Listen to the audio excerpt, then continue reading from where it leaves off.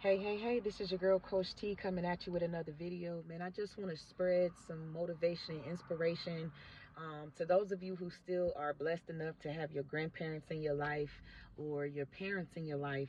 I just want to share this because tomorrow's not promised for me nor for you or for your parents or grandparents. Man, I lost my last grandparent November of last year, right before Thanksgiving. So it's a lot of first times, for me right now.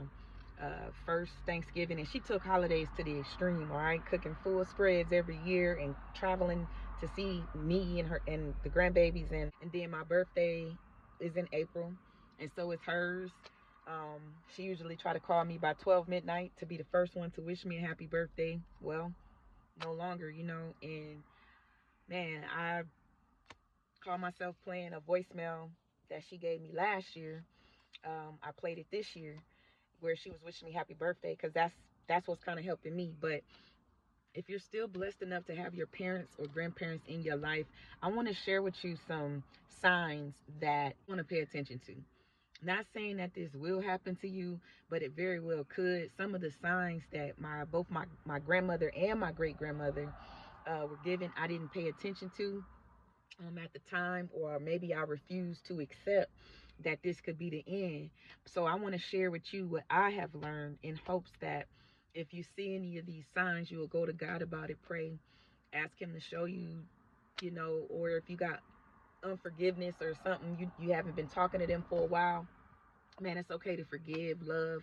Go on and give your grandma, your parents a hug again and sit down and talk, like do something. So I'm going to start with my grandmother first.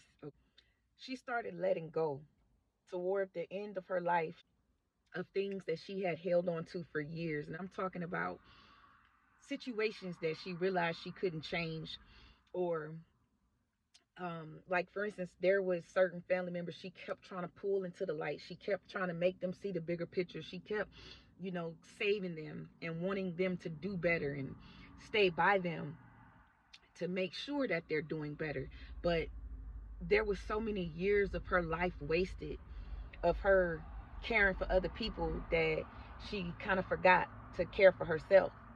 And a lot of her health issues that came about at the end could have been prevented had she, listened to her body, paid attention to herself, poured into herself. But she let go. And some things she let go of that she's been holding on to since I was a little girl, since the 80s and probably before that. Let's just say she started letting go of things that you never thought she would let go of. The next thing is she started apologizing, y'all. Me and my grandmother, we didn't always have the best relationship when I was younger. But when I got married and when I started having children, our relationship just started growing and growing and growing. I felt so close to her. She felt so close to me. She even said that my babies are her babies. She was just so proud of me. And I was looking at my life like, man, but I ain't even hit the pinnacle yet. I ain't even put a dent in this yet. Like, I know God got more for me. But in her eyes, she was very proud of me because she saw when I was trying to go down the slopes, but I didn't. And I held on, and she admired my strength and where I was. But now she saw something in me that I didn't even see in myself, because I'm like, God ain't through with me yet. But there was some things that had happened to me as a child that she didn't necessarily believe right at that time. And it hurt bad. It hurt real bad. And it was a time where I felt like I hated her, like, because I'm like, why won't you believe me? Do y'all know she apologized for that? It was just out of the blue, y'all. She was just like, I'm so sorry. I'm so sorry. I wish I had done something about it. You know, it was somebody that hurt me, like a friend of hers.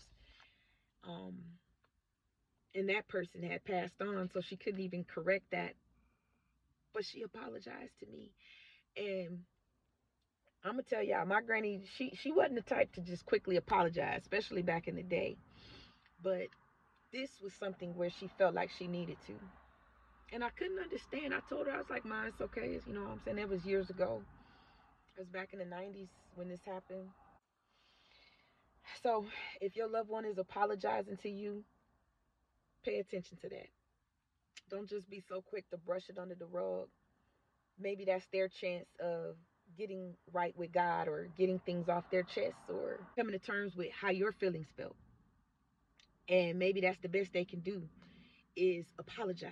It was as if it had just hit her to make amends, to right her wrongs. And when she apologized, I told her to forget about it. It was all right. But she was like, no, seriously, I am sorry. For her to do that, that was big of her. Also, she wanted to show me things, but with a sense of urgency. So I had asked her, because I couldn't make gravy to save my life, okay? My gravy always came out lumpy with balls of flour in it. And so I wanted smothered pork chops. That's something I hadn't had in years, right? My great grandmother used to make that a lot. So my granny knew how to make smothered pork chops. So I asked her, I said, hey, Mom, when you come down, can you show me? She said, yeah. So when she got there, I don't know what happened, but I was just so tired. She was like, come on, let's make some smothered pork chops. And I was like, oh man, can we just do it the next time? She was like, nah, let's do it now. So I didn't understand that sense of urgency, but it was there. So that was from my grandmother.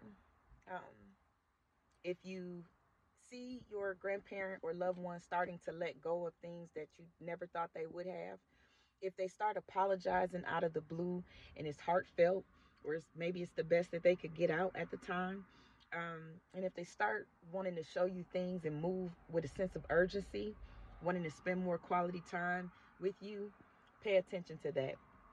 For my great grandmother, it's kind of simple. I think I only got two for her.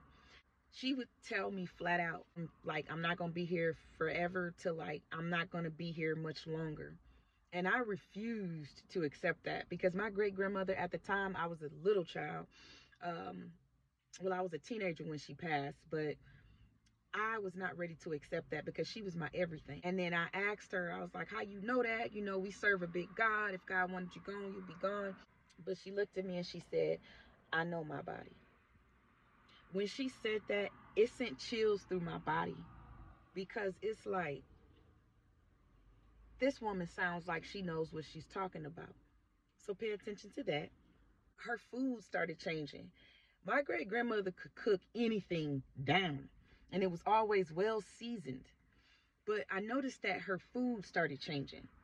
And one day I just asked her, like, Granny, what's up with the food? Like, it was still good, but it didn't have that kick to it that she normally put in it. And she said it's because of her health. She was changing her diet, watching what, all the salts and stuff that she used. So you can comment down below if you've noticed some signs of your loved ones that have gone on. It's all about helping somebody else to learn how to forgive, to love, and to cherish what they have while they have it. 1 Thessalonians 4:13-17. That really comforted me, you guys. It basically says how our loved ones, they're just asleep right now.